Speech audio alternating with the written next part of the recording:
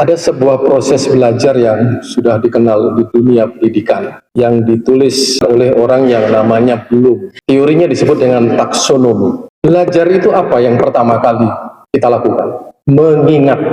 Jadi apa yang Anda dengar di kelas, Anda dengar di mana-mana, Anda ingat itu aja. Di dalam Islam, tradisi mengingat sudah ada di dalam tahfidz Al-Quran. Jadi ulama-ulama dulu itu mengingat setiap ayat yang ada di dalam Al-Quran untuk menempuh ilmu yang kemudian berkembang setelahnya. Itu. Jadi kalau ada orang-orang yang sinis terhadap hafalan Al-Quran, ya, ini artis-artis ini nggak paham nih. Apa itu hafal Quran? Ya kayak beliau aja menghafal. Seluruh proses mencari ilmu dimulai dari hafalan. Kalau Anda tidak ingat teori, tidak ingat konsep, nggak ada gunanya. Anda akan ngomong dengan membaca buku, nggak ada artinya. Remember. Jadi kalian kalau mendengar, katakanlah dari saya sekarang, ini contoh paling jelas. Ingat tidak ada 6 step belajar. Mengingat itu juga mengenal.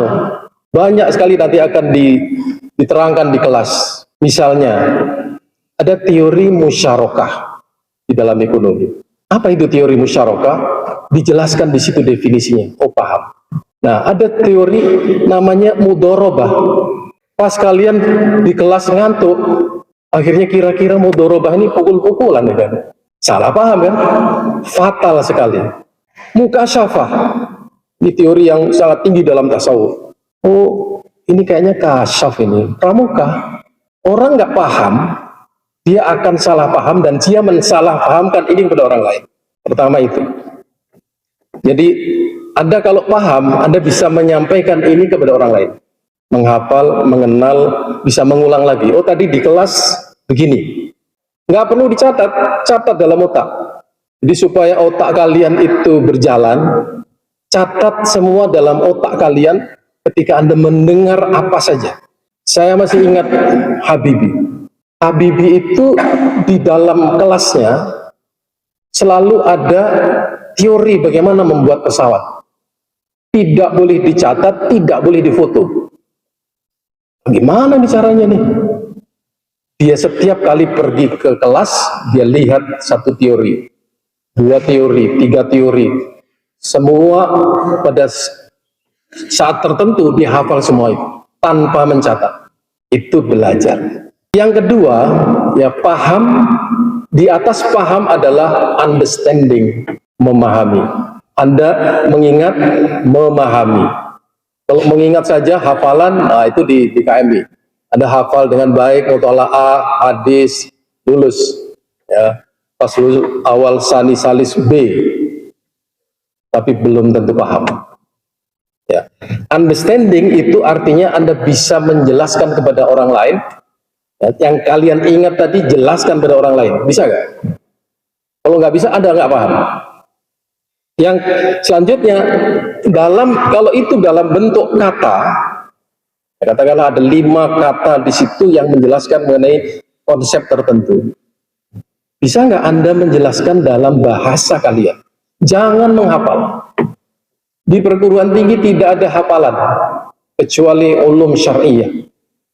Ya, saya paham maknanya, bagus. Saya tidak hafal katanya, tidak apa-apa. Ya, ingat itu betul-betul. Kemudian setelah namanya itu paraphrase, jadi Anda bisa menulis sesuatu tidak seperti aslinya, Anda bisa namanya memparaphrase menggunakan bahasa kalian. Kemudian bisa meringkas. Oh, maksudnya nih dalam 1 lembar isinya ini. Oh, saya tahu. Poinnya ini. Tahu poin itu artinya meringkas. Ya. Kemudian kalau kalian bisa menjelaskan kepada orang lain, Anda bisa melakukan report. Ya. Anda pergi kemana, dengar kuliah umum, Anda menyampaikan. Anda misalnya pengurus majalah Dema, Anda kuliah umum di Ponorogo atau di Surabaya, bisa nggak kalian melaporkan apa yang menjadi wacana di dalam seminar itu? Kalau Anda bisa, berarti Anda sudah paham. Nah, kalau seminar tidur, berarti Anda tidak paham, tidak mengerti, tidak mengingat. Oke. Yang ketiga, itu adalah mempraktekkan. Gimana mempraktekkan ilmu yang tidak praktis? Gini caranya. Kalau tadi diterangkan misalnya konsep musyarakah, sudah jelas definisinya adalah ini. Sekarang lihat di dalam bank-bank syariah. Seperti apa sih konsep musyarakah itu? Kalau datang ke bank, saya mau nabung Pak. Ya, ini saya masuk musyarakah. Ingat nggak yang di kelas tadi apa? Kemudian di bank itu apa? Maksudnya musyarakah itu. Oh begini Mas, kamu modal uang sekian, nanti bank nggak modal uang sekian, sama-sama modal kita kerjakan di apa gitu misalnya. Atau konsep yang lain. Kalau misalnya dalam bidang akidah, ya, apa yang disebut dengan takwa itu? Ya. Bertakwa itu apa ya? Bertakwa itu adalah takut sama Allah. Bagaimana prakteknya di dalam kehidupan? Kalian coba lihat, ya, orang yang bertakwa adalah orang yang menahan marah, orang yang menginfakkan hartanya pada waktu susah dan waktu senang. Oh, berarti itu praktiknya seperti itu. You apply the understanding. Bisa juga Anda menggambarkan, ya, menggambarkan, oh ini, tapi maksudnya begini. Jadi satu konsep, saya mau kasih tahu dulu. Konsep itu adalah makna sesuatu. Saya katakan buku itu konsep. Ya, ini kuliah nih, bukan tausiah. Buku itu konsep. Tapi kalau saya bilang buku yang baik adalah buku yang ditulis berdasarkan referensi yang otoritatif. Itu teori. Atau buku yang baik adalah buku yang ditulis berdasarkan fakta. Ya, itu teorinya. Apakah teori ini benar? Nanti dulu. Teori bisa salah. Tapi konsep adalah sesuatu sebagaimana aslinya. Konsep itu bisa materi, buku tadi. Konsep itu bisa berarti takwa tadi adalah konsep. Ya. Orang yang beriman dan bertakwa, gimana itu? Baru ini namanya teori. Semakin tinggi keimanan seseorang, dia semakin tinggi ketakwaannya. Itu teori. Ya. Jadi kalau Anda di kelas, biasanya ada disampaikan dua hal itu, disampaikan konsepnya begini, teorinya begini. Apa itu harga? Misalnya di dalam ekonomi. Harga adalah ini. Apa itu demand? Ya, permintaan. Apa hubungan harta dengan permintaan? Itu namanya teori. Jelas ya? Jadi Anda bisa mengaplikasikan teori tadi, ya, pemahaman tadi di dalam teori, apply. Ini sudah tingkat yang maju di dalam S1. Jadi sebenarnya S1 itu dua hal ini tadi udah bagus. Anda menghafal atau mengingat, Anda memahami, udah bagus. Masalahnya apa? Kok bisa bagus? Yang Anda dengar di kampus ini, itu bukan hanya di kelas. Anda dengar di sini, ya. Nanti di kelas Anda dengar. Nanti di CIOS ada kajian, Anda dengar sesuatu. Kalau kalian bisa merekam pemahaman, ingatan kalian dengan apa-apa yang Anda dengar itu, kan bisa sangat kaya dengan madah itu. Misalnya di kelas, maaf Ustaz, yang saya dengar kemarin di masjid Ustadz Mulyono bilang begini Ustaz. Itu bagus sekali itu. Ya. Atau mungkin dalam diskusi, ya, dalam diskusi di CIOS itu di mana-mana Anda mengutip ingatan Anda di dalam kesempatan yang lain, di tempat yang lain, disambungkan dengan apa yang Anda dengar. Itu mantap. Itu sebenarnya cara kita mengumpulkan ilmu pengetahuan. Dari sini saya dengar, masuk semuanya jadi sebuah pengetahuan yang kita miliki. Itulah ilmu. Jadi kayak sebuah jaringan di dalam otak kita ini, pengetahuan yang satu mendukung pengetahuan yang lain, Sehingga berakumulasi, akumulasi, Anda jadi alim. Tingkatan yang agak canggih adalah analyze, menganalisa. Apa itu analisa? Nggak usah terlalu teknis, terlalu teoritis. Analisa itu gampang, membandingkan satu konsep dengan konsep lain itu sudah analisa. Oh, ini kurang bagus, ini musyarakah dalam pengertian BSI sama pengertiannya BSN kok beda? Bagus. Anda sudah bisa membandingkan. Membandingkan misalnya sistem pondok modern dengan sistem pondok salafiyah. Itu Anda bandingkan, oh pondok modern itu begini, salafiyah itu begini. Ya.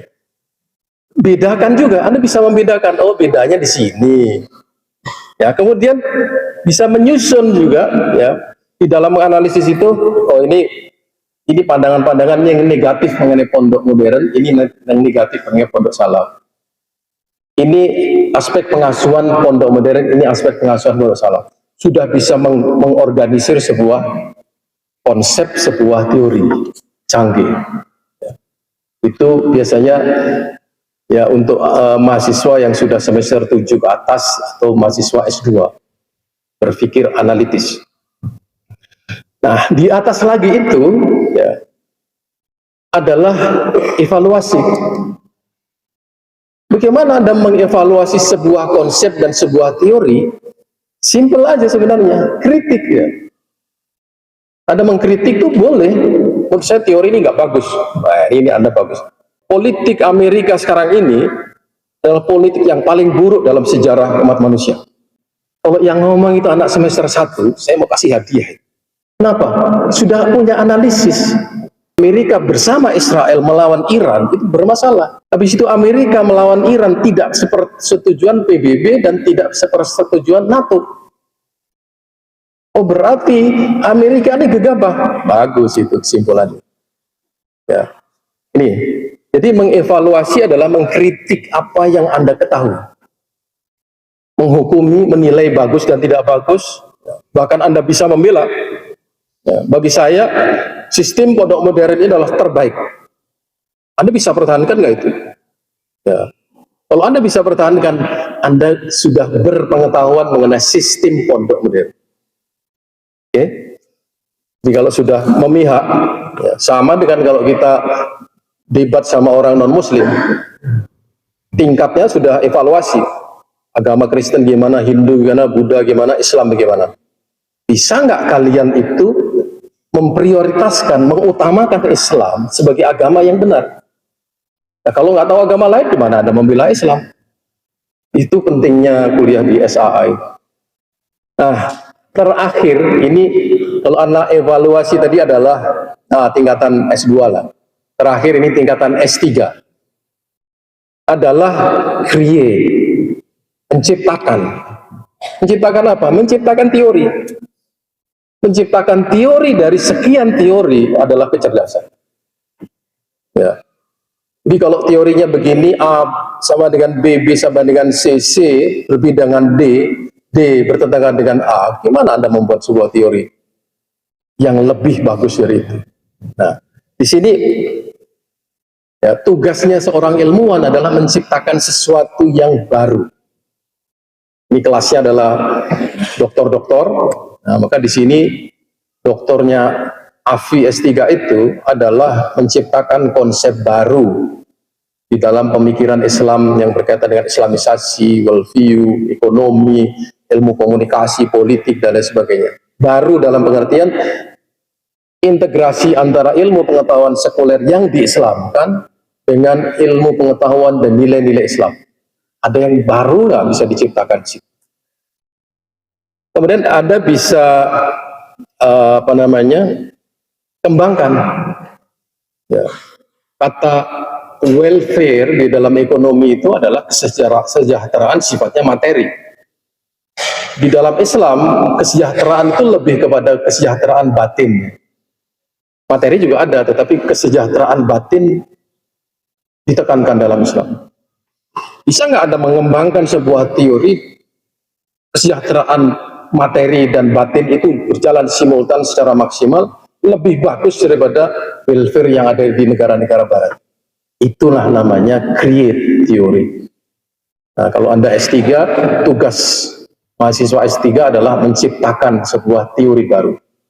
Teori itulah yang menjadi properti yang dia miliki. Saya S3, saya membawa sebuah teori baru. 6 inilah langkah yang Anda harus jalani ketika Anda S1, S2, S3. Nah, di sini semuanya ada. Ya. Dari remember sampai create itu sudah ada di Unida ini. Jadi ini untuk mahasiswa baru. Mahasiswa lama juga jangan terlalu pede. Banyakkan analisis mahasiswa kita, juga seluruh Indonesia ini. Kekuatan analisis itu lemah. Ya. Kenapa? Karena tidak ada yang dibandingkan antara pengetahuan dia yang satu dengan yang lain.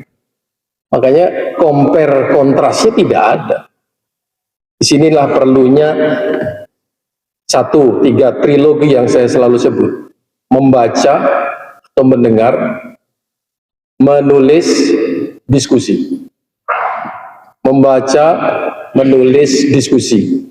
Tidak boleh dilepaskan. Anda tidak akan bisa berdiskusi kecuali Anda membaca buku dulu atau mendengar orang berbicara.